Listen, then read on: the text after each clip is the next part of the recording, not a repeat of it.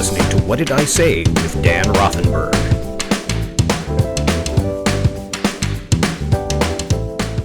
Hello, everybody. Welcome to What Did I Say? My name is Dan Rothenberg. We have a great show for you today. Any fans of the show Atypical on Netflix? I highly recommend it. It's about a teenager with autistic spectrum disorder.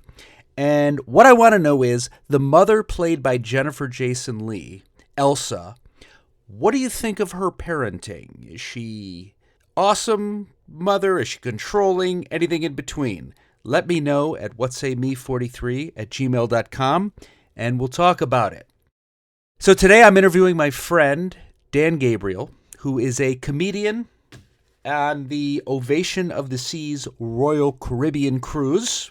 We're going to talk about getting our kids into different activities. Specifically, one of his sons is in, as he puts it, the cult of LA Youth Baseball. So we're going to have a chat about how to support our kids without being controlling in their activities and athletics, facilitating excellence without squeezing the fun out of it. Speaking of cruises, it's summer, and it's time to take family vacations. I want to talk specifically to the person in your family that plays the role of the dad. And what I mean by that is the person that micromanages everything in the vacation and ruins it for everybody. And you might be saying to yourself, well, no one in our family does that, but we have great vacations. That means it's you. And I'm with you. I'm not trying to shame or judge anybody here. I come from a long line of dads that squeeze the fun out of situations with an over-controlling personality.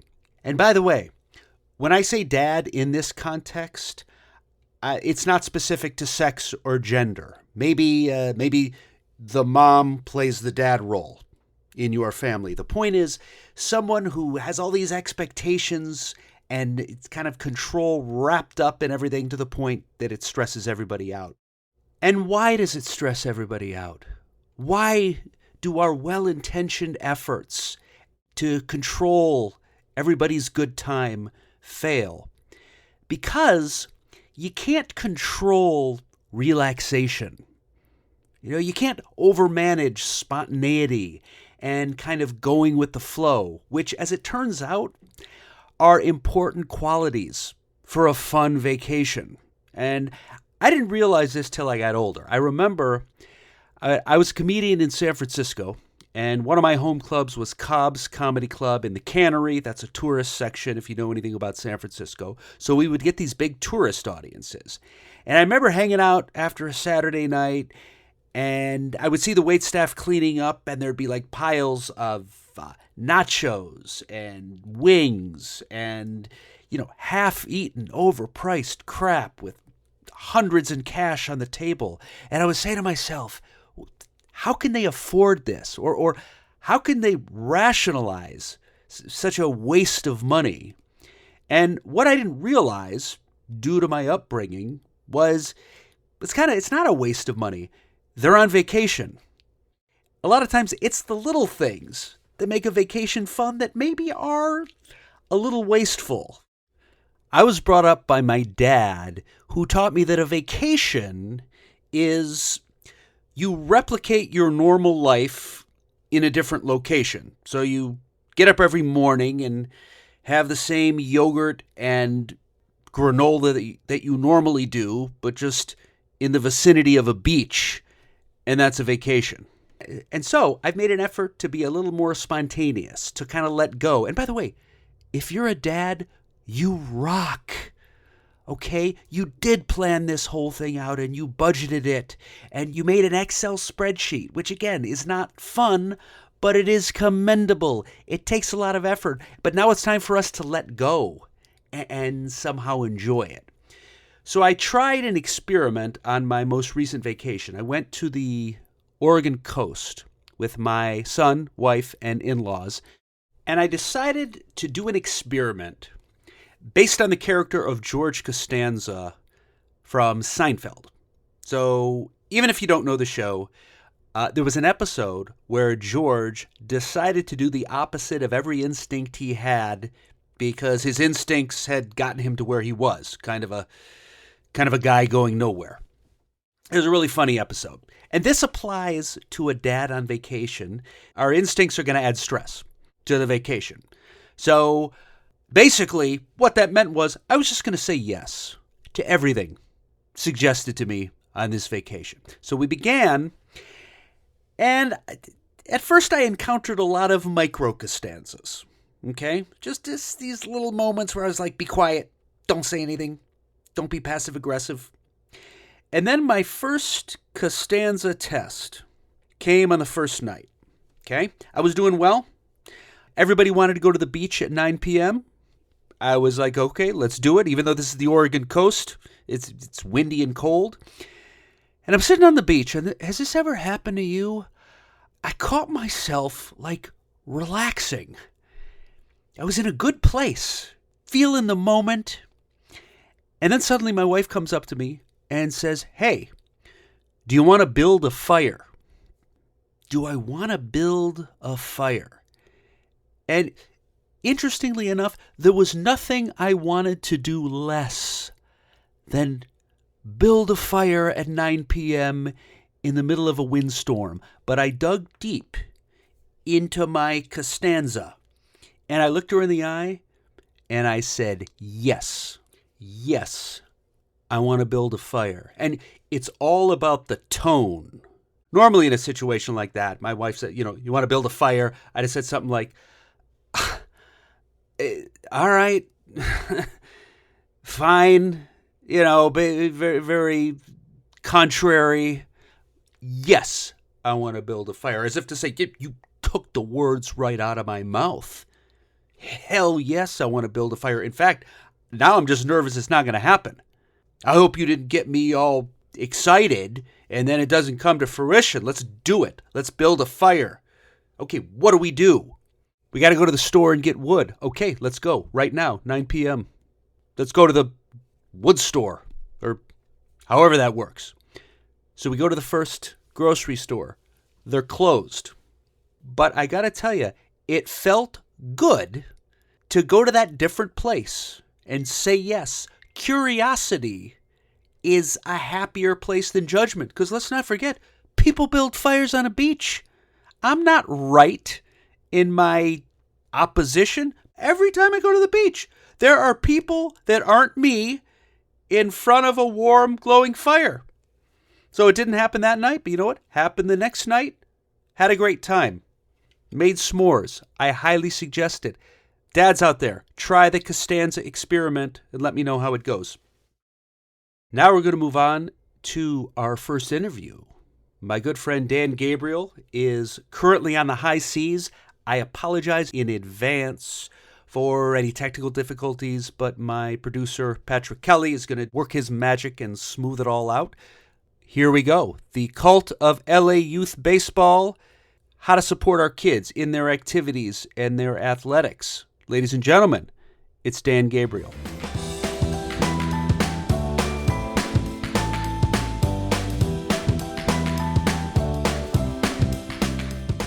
Thanks for being here. Oh, man, it's good to see you, buddy. I miss you. I miss you too. First of all, let me ask you, where are you right now? I'm on a cruise ship. I'm on the Ovation of the Seas, Royal Caribbean cruise ship. I brought my son, my 8-year-old son, and my dad with me this week because it's Father's Day weekend. Mm-hmm. And so I just, not 20 minutes ago, was watching my son fly in the skydiving simulator. Oh. They got bumper cars. They got a rock climbing wall. And just to specify, you're working. I'm the comedian here. Okay. And it's great. I just did 2 shows on the first night of the cruise last Friday. Mm-hmm. And I haven't had a show all week. I've had 6 days of just hanging out with my dad and my son.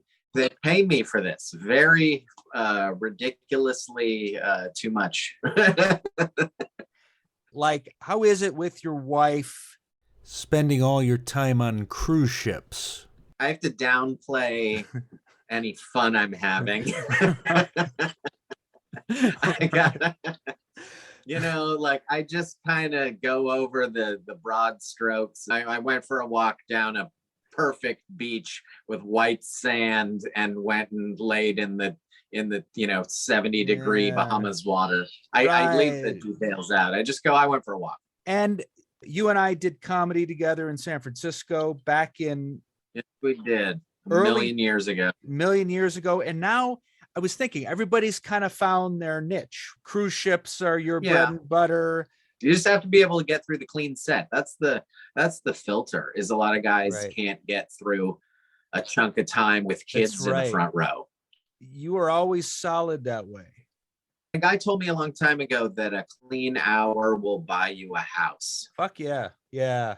Fuck yeah. See, and that's why I don't have the house. I always remember that advice. It's true. Yeah. See, I couldn't do it. I'm not even a clean therapist. I'll drop F-bombs. Well, you want your therapist to drop F-bombs. Yeah. So that's it. It makes you comfort. Yeah. And teenagers need to know that I'm. Yeah. Makes you cool. Right. Right. So how old are your kids? I have two boys. They are 14 and 8. And the first one is Max and the second one is Alex. And Max is a baseball player. Mm-hmm. And because of that, we are in a cult of baseball parents. And it's our whole lives. When I'm home, all we do is Max's baseball. All of our friends are baseball parents. And every weekend we're watching him play. We're going to, I was a coach on his team for the last 2 years. And that was one great thing about the pandemic, is that I had never really gotten to help coach before. I was just one of the parents on the fence watching because I was on the road. But during the pandemic, I had no road gigs. So I was there and I got to be like the assistant coach of Max's team, and they were all wearing masks. I went months not knowing what the kids looked like, but we had this magical season where we won the whole thing, and I wouldn't have gotten to do it if it wasn't for the world shut down.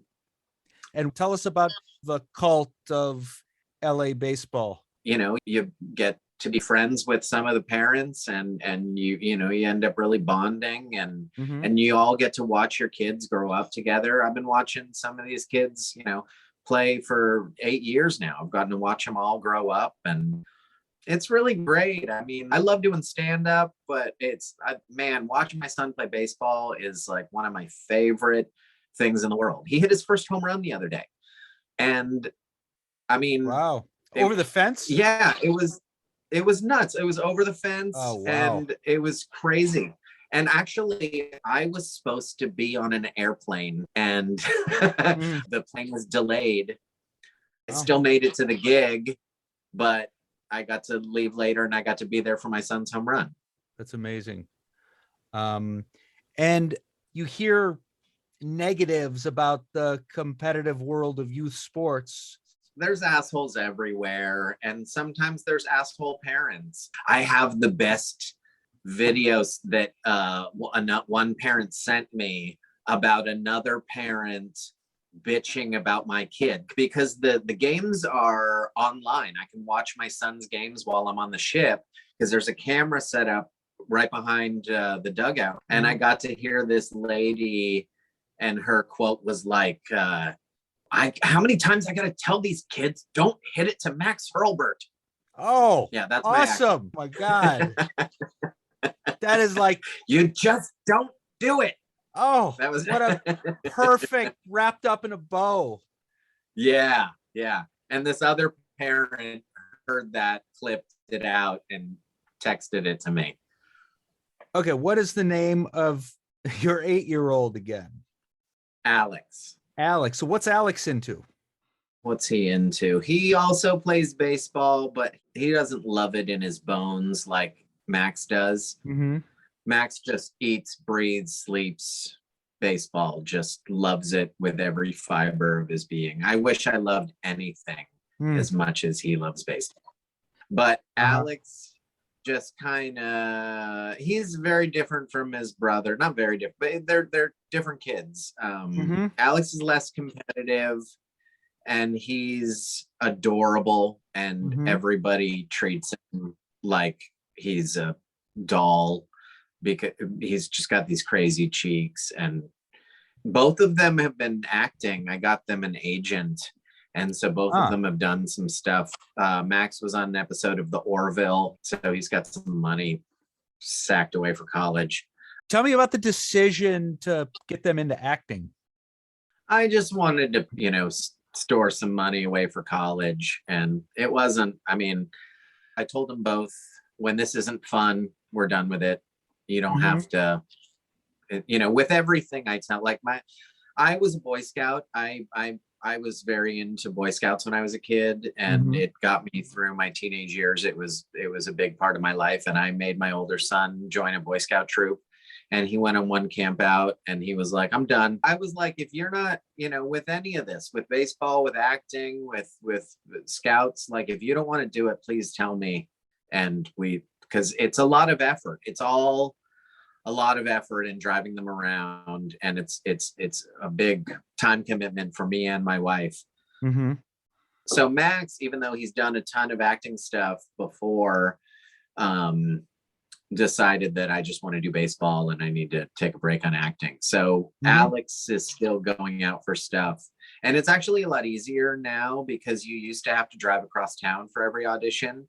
And since the pandemic, now you just email in something you filmed in your living room, and that's so much easier. It seems like you guys are taking the attitude of getting your kids involved in stuff, and then if it's not for them, you let it go. Well, yeah, like if it, with everything, like I'll show you the thing, and if you like it, cool. I'm not like, one of those show parents that's gonna, make him do it if he doesn't want to do it. It's not worth it. And I realized with the Boy Scout thing that they don't have to have my childhood. They should have their own childhoods that have nothing to do with how I was brought up. We've talked about that with religion too. It's like, I don't know all the answers, and I don't know of a particular religion that I think has all the answers, but I'll drive you to any one of them that you want to check out. Like we can try out any of them, but I said to both of them, I want you to be a good person because you're a good person. So you don't go to church regularly, but you leave that open. My parents take them to church, and their other grandparents will take them to church when they're visiting, but they don't know what it is. Like Max pointed at, when it was a while ago, he must have been like 8 or something, but my parents took him to church and they pointed at a picture of Jesus, and he was like, who's that guy? Hey, Jesus, regardless of whether or not you think he was the Messiah, he was a great guy. All the things that are attributed to actually coming out of his mouth are nice things. He's People Magazine's Man of the Year every year on some level. Totally. He is an influencer. Let me ask you, going back to like the getting your kids involved and then pulling them if it's not fun. What about that instinct that says, yeah, but you don't want to quit something? Keep going. I don't want to say that it's up to them. Like once they make a commitment to something, you see that commitment through. Like Max had a game, I forget what it was, and we were deciding between a game and an audition. And if you don't go to your game, you're letting your team down, and that's not okay. There's 10 kids depending on you, and you need to be there for them. And I'm very much a believer in. And we go to the practices. And my son, the Max, the baseball player, he's a good leader. More so than I ever was. Like he is the leader in the dugout and going around to each kid and giving them, individual attention. He really goes out of his way to try to be a good leader and teammate. And I've had a lot of parents pull me aside and tell me how much they love my kid and, what a great job we're doing. And it's nice to hear. He's a good kid. They both are. And I'm sort of getting from you that you've watched your kids sort of emerge into who they are rather than molding them into who you want them to be.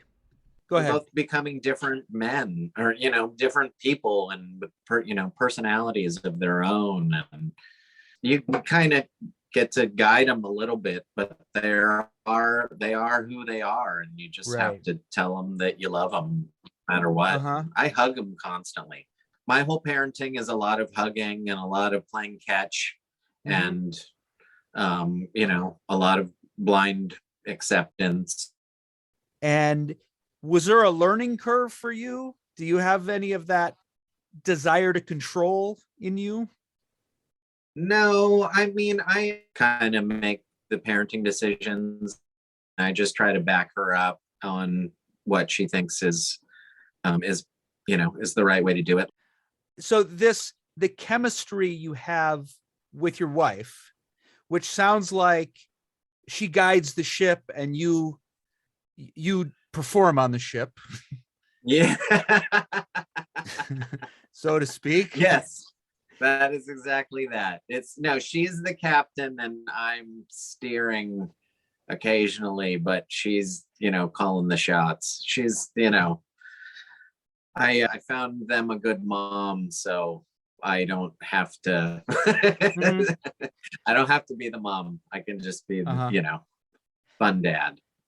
So listen, Dan, this has been really awesome. This was a great discussion about parenting, and I really appreciate it.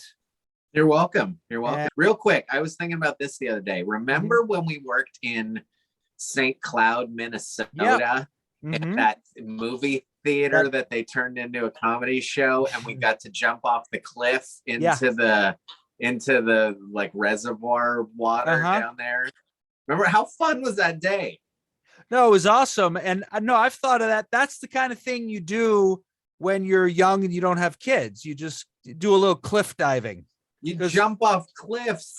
What's the worst that can happen? That special chunk of time in your 20s where you're kind of following your dream. Do you want that for your kids?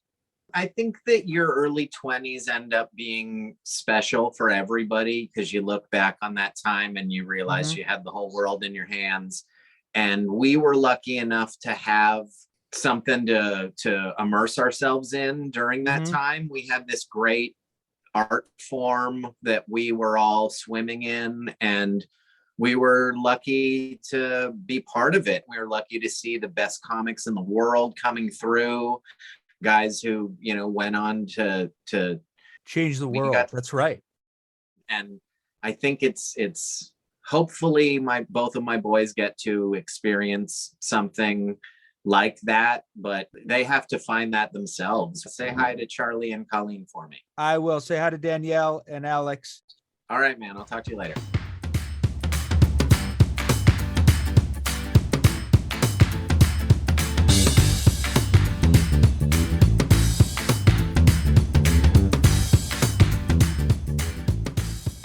And we're back. Hope you enjoyed that. Just to make sense out of that comedy banter at the end, when we were talking about hanging around guys that were changing the world, we were doing comedy together based out of San Francisco, also traveling around the country. In the early 2000s, this is when club headliners, people we were opening for were, Louis Black, Dave Attell, Dave Chappelle, Louis C.K., Mark Maron, and on and on and on. So comedy was kind of in a rut, but about to explode again. And it was a hotbed of artistic expression. And we were there for that. Dan went on to, he's got plenty of TV credits. Now he's doing cruise ships. I'm dipping my toe back in, doing this podcast. The point is, it was an exciting time to be in comedy. Thank you for indulging me there. Getting to the parenting takeaways. Number one, the thing that really jumped out at me from this interview was, if we focus for a moment on Max, the baseball player, the big success here is not just his excellence. And let's be honest, we all have to be a little envious of a child that is excellent at something and has found his niche so clearly. And you hear about parents talking about don't hit it to your kid. Hey, that's great. But the big win is the fact that he's self-motivated, right? The fact that he has found the activity for him and that his parents don't have to push him. I think that's what we want to try to keep in mind when we're motivating our kids, because if they're self-motivated, then it takes care of itself, right? So when you hear Dan, who is such a great dad, clearly engaged, talking about how his favorite thing is to watch his son play baseball, you can tell that it would be different if they were dragging him around. Even if he was a brilliant baseball player, if they were having to spend all that time and devote all that energy into a kid that was kind of whining and needed to be dragged there, it would be a totally different story. And so getting to his other son, Alex, sometimes the case is that they don't fit in to a niche so early, and that's okay too, because there's plenty of room to continue to motivate our children, teach them responsibility. They have to go to school. So even if they have stops and starts with their activities, that's okay too. Maybe his son Alex in 10 years will be one of the top attorneys in Los Angeles, or maybe he'll open a stationary startup that disrupts the world, right? And you can't really know that right now because there are no camps for that. Sometimes we have kids that don't kind of fit into that niche immediately. My son is really, really into Legos, and he's 12, okay? Now, there's no clear career path from there. But you know what? It's creative. It's him not on a screen. He's motivated for it. My wife and I are kind of taking the attitude, hey, it could lead to engineering, it could lead to building stuff. The point is, right now in his life, it's just leading to some self-satisfaction, something he's motivated for. And it could also lead to him living in my basement when he's 25 with a shelf full of mint-condition minifigs. That's possible too, but I'm willing to take that chance as opposed to pushing our kids into doing things that they don't want to do. Okay? And I think that's the message. Not just excellent, but self-motivated excellence. And sometimes it takes some patience on our part for our kids to find the right activity for them. And a lot of us might feel like there's an anxiety about the time put in. We don't want to quit that necessarily. We don't want to disrupt that. For instance, let's say you have a kid who's been playing the tuba for 5 years and they don't want to do it anymore. Now, we don't want them to quit because they've put all this time into it, and then it'll sort of seems like time wasted. But you know what? When somebody is self-motivated, time collapses. We can get good at things real quick when we want to be doing it. And sometimes we're going to have some stops and starts, and I'll go back to what Dan said. In the meantime, finish what you start, be there for your team, but at the end of the day, we might have to let go of some things. Now, there was other areas where I might parent differently than Dan, and that's okay too. For instance, he was talking about finding religion at their own pace. I was bar mitzvahed, and I raised my kid to be bar mitzvahed, and he kind of doesn't have a choice there. And that's just the way we choose to do it. You know, some things, for me, need to be instilled at an early age. And there's positives and negatives to that. So in that case, I'm a little bit of a hypocrite. My son goes to Hebrew school. He's not thrilled about it. Too bad. We all get to make our own decisions in those areas. At the same time, I agree with Dan. When he grows up, if he wants to be Buddhist, that will be absolutely be his choice, and he can marry whoever he wants, just like I did. And now it's time to answer your questions.